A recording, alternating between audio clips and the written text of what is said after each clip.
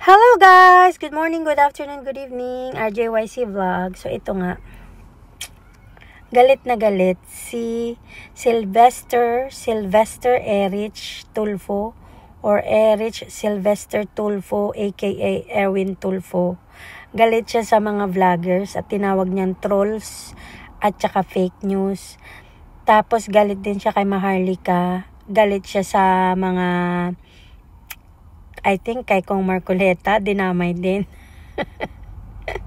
Galit din siya kay Jason sa at sa kung sino-sino pang kinakagalitan niya. Bakit siya galit? Kasi nasukol siya. Nung nasukol siya, naisa siyang fraud dahil nandaya siya ng kanyang identity.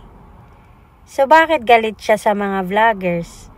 Bakit galit siya sa mga taong nagbabalita? At sa mga taong kinukundina siya. Bakit siya galit? Kasi ayaw niyang nabuking siya. Ayaw niya na i-correct siya. Paano siya pagkakatiwalaan ng bansang Pilipinas at ng mga taong bansa, ng mga Pilipino, kung dinaya nga niya yung bansang Amerika?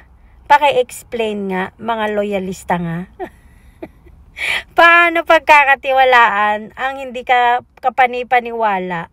Ha?